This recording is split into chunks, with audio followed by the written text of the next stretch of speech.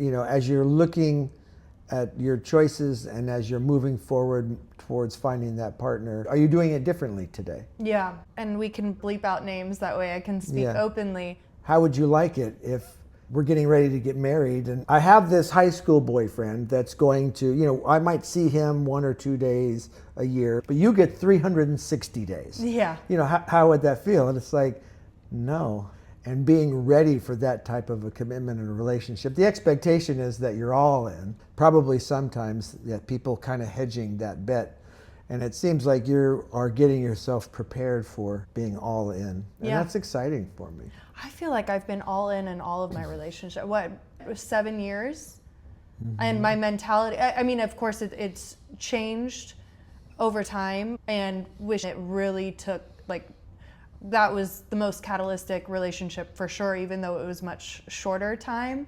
But my experience with him and his son completely changed my perspective, and I was all in for sure, but it's interesting then realizing everyone's understanding of all in is very different, and realizing that my idea of what something means is based upon my experience of life and what I've been through and things like that. So I've become much more, I'm able to recognize the difference in people. It's like I think about what something means to them and are we really on the same page? Mm-hmm.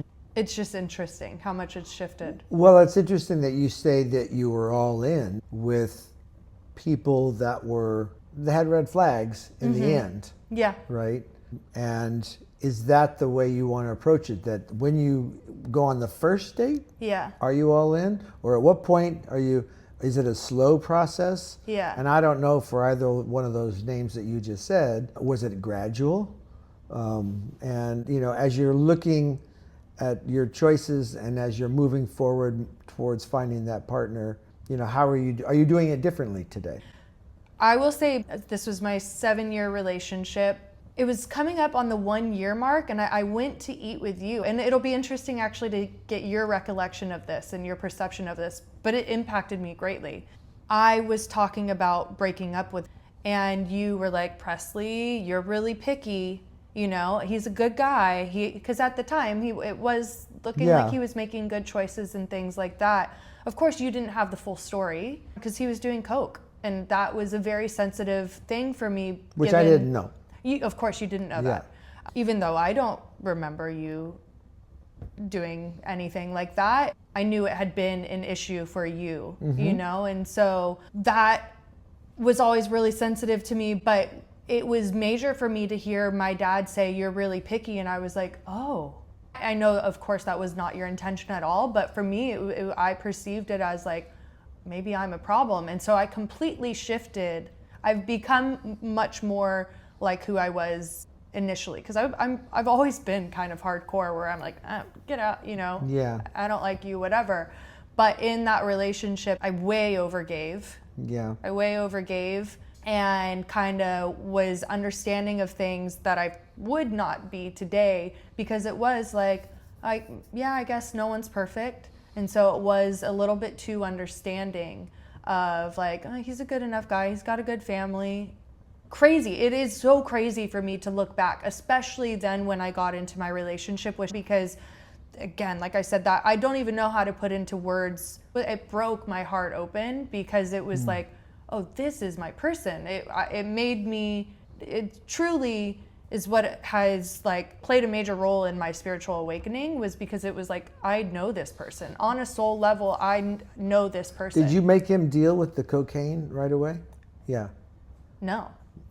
It was the biggest fight. If you were overlooking that and trying to not justify it, but saying, well, he's still a good guy. So, which I wouldn't have. I would. It was dealing with cocaine. Right. Would have been I'm not saying it would have cut him out, get out of here. It would have been you have to deal with it because it's not. Yes. Okay. So for that first year, it was the only thing that we fought about, because he would lie to me about it. Oh yeah. And so then I was I have friends that do it, And I don't have any issue with them doing it, because when you're in college, it's like everyone's doing it. Yeah. You know? Right. And I was like, maybe I'm being hard on him. Maybe it is just, he's just partying, whatever kind of thing. And so I like forced myself to kind of get over it, because it was like, he'll grow out of it, like whatever. And there was a part of me too, just kind of understanding, is like, look, what my dad's an incredible person. He did that in his 20s. Like,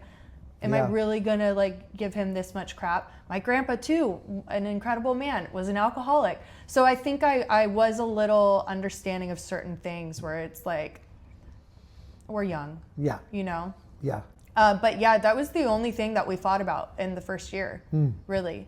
But then, and probably because it was out of alignment with me, I'm like suppressing things. So then, so many more like physical symptoms I started having, and just anger. And I would like blow up on him. We'd be drinking, and it was like I'd blow up on him. I remember one time at his house, they were having a party, and I really didn't want him to go to the party with me, but he did. And he was asking someone for Coke. And I like threw my purse and ran to my mom's house, like destroyed my room because I had like so much anger. Right. But then of course, then I feel guilty for my reaction.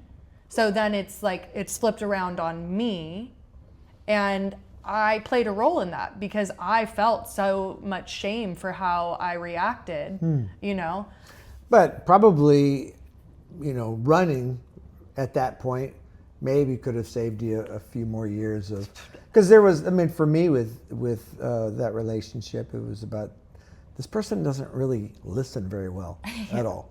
He knew everything. Yeah. Yeah, so that was actually, I didn't know about cocaine. That would have been something else altogether, but it was like, he's really going to have a tough learning curve because he just wouldn't listen. Right. And consider, you don't have to do what other people, especially other people that have been there before and might give you a little bit of wisdom. Yeah. But he was unwilling to listen. He knew best. Yeah. Which was another thing. I don't want to just talk negatively about him, because looking back, I'm like, we all struggle. We're all just trying to survive. Yeah. I'm sure given my childhood trauma, I'm sure I was a handful to deal with as well. I will say there was some part of me, I'm grateful that it lasted.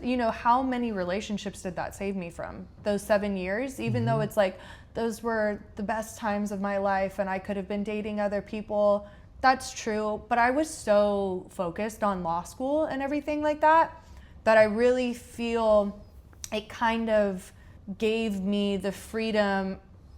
I did not stop hanging out with my friends, and so many times my friends are like, why isn't he here? And so I feel there was a part of me that used it to my benefit, not necessarily consciously, but it gave me the freedom to still go out with my friends. I could tell, if guys were hitting on me, it's like, I have a boyfriend. So it allowed me to have fun while still having someone, even though we didn't.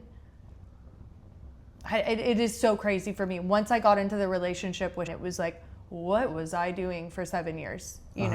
I for sure had love for that person, but never was in love with that person. Even the thought of us getting married, thinking of our wedding day, it was uncomfortable for me. So that there you go. And there was times too where I was crying to him, please break up with me. Why didn't I just break up with him? There you go. So clearly I had a lot of healing to do as well.